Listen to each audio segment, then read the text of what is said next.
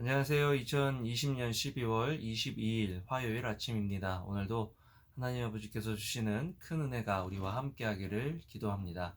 사랑과 은혜가 많으신 참 좋으신 하나님 아버지, 오늘도 주님의 은혜 보좌 앞에 나왔습니다. 주님께서 주시는 말씀으로 저희들 은혜 얻고 힘 얻고 소망이 생기게 하여 주시옵소서. 예수님 이름으로 기도합니다. 아멘.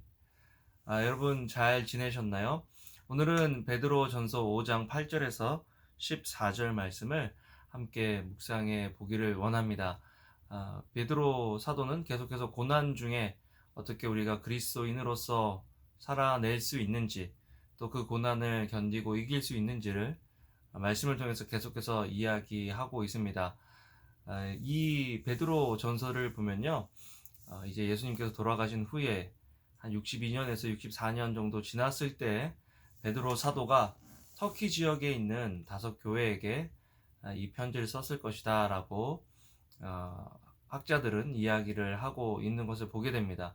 그런데 재미있는 사실은 계속해서 고난에 대해서 이야기하고 있고, 또 고난의 강도가 점점 더해지고 있다라는 그런 현실을, 그런 상황을 우리는 말씀을 보면 알 수 있습니다. 특별히 사도 베드로는요, 네로 황제가 집권하고 박해가 더 심해지면서 예수님께서 돌아가신 지 64년, 5년 후에, 그 후에 어느 쯤에 십자가에서 거꾸로 매달려 순교하게 되는데요. 그만큼 이제 믿는 사람들을 향한 핍박이, 고난이 더 거세졌다라는 것을 우리는 알 수 있습니다. 여러분, 믿으면서 형통하고 복받고 또 잘 되는 경우도 있지만, 믿기 때문에 고난도 함께 받아야 하는 것도 우리의 운명이라는 것을 우리는 알고, 우리는 그리스도인으로서 살아간다는 것이 어떤 것인지를 알며 우리가 순간순간 주어지는 것들에 충실해야 한다는 것을 본문을 통해서 배우게 됩니다. 그래서 계속해서 베드로 사도는요, 우리가 당하고 있는 고난이 우리가 잘못해서 받는 고난이냐, 애매한 고난이냐, 아니면 의를 행하다가 받는 고난이냐 라는 질문을 우리에게 던짐으로써, 우리가 선을 행하다가 고난을 받는 것이 하나님 앞에 칭찬 드릴 만한, 하나님 앞에 아름다운 그런 일이다라는 것을 우리에게 상기시켜 주는 것을 보게 됩니다. 오늘도 베드로전서 마지막 부분인데요, 마지막까지도 사도 베드로는 이렇게 이야기합니다. 10절에 보면요, 모든 은혜의 하나님 곧 그리스도 안에서 너희를 부르사 자기의 영원한 영광에 들어가게 하신 이가 잠깐 고난을 당한 너희를, 고난 당할 때요, 시간이 참 안 흐르죠.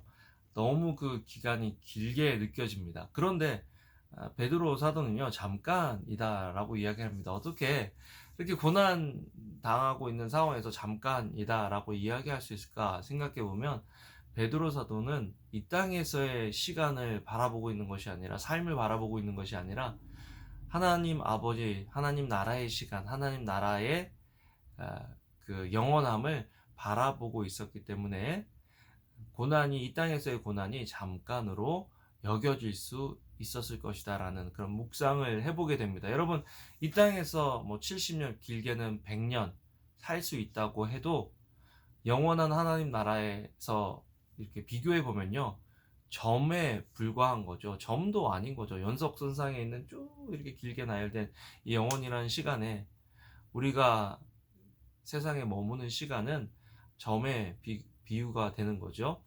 그렇기 때문에 우리가 이 땅에서 고난을 인내하고 견딜 수 있고 소망할 수 있는 이유는, 우리는 영원한 삶을 살아가는 사람이다라는 것입니다. 그런 의미에서 고난이 있고 어려움이 있지만, 성경은, 베드로는 이렇게 표현한 것입니다. 모든 은혜의 하나님. 비록 우리가 지금 힘들고, 비록 우리가 지금 고난 가운데 있지만, 그러나 영원한 하나님의 나라에 속한 백성으로서 하나님 나라에서 우리는 오히려 온전해지고 터가 굳건해질 것이다, 견고해질 것이다 라고 지금 이야기하고 있는 것입니다. 지금 힘들고 어려운 그런 상황에 계신 성도님들이 계시다면, 오늘 말씀으로 위로를 받고, 또 오늘 말씀을 붙잡고 오늘 하루를 견뎌내시고 승리하시면 좋겠어요. 고난은 하나님이 우리를 심판하시는 도구가 아니라 믿는 하나님의 백성을, 그분의 자녀를 성숙시키고 견고하게 하기 위한 하나님 훈련의 도구다라는 것을 우리가 깨닫고 힘들고 어려운 가운데서도 하나님께서 주시는 평강을 우리가 누리면 좋겠습니다.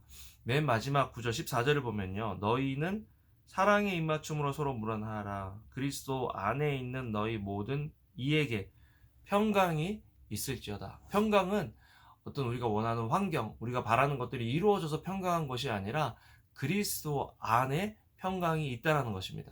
너희가 내 안에 거하고 내 말이 너희 안에 거하면 무엇이든지 원하는 대로 구하라. 그리하면 이루리라 라고 주님께서 말씀하셨는데요.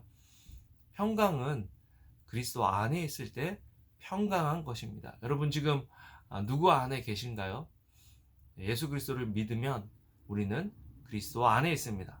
그리스도 안에 있으면 새로운 피조물이고 또 그 안에서 평강할 수 있다는 것들을 기억하시고 오늘 이미 우리에게 주신 그 평강을 깨닫고 누리고 나누는 그런 하루 되기를 주님의 이름으로 축복합니다. 기도하시겠습니다.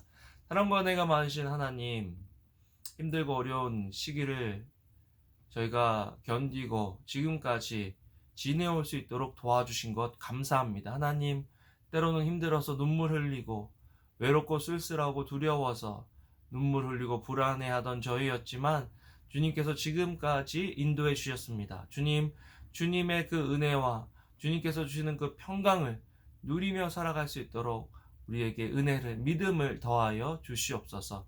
감사를 드립니다. 주님께서 주시는 힘으로 2020년도를 잘 마무리하고 2021년을 기대하게 하여 주시옵소서. 예수님 이름으로 기도합니다. 아멘. 여러분 오늘도 주님 안에서 평강하시고요. 사랑합니다. 감사합니다.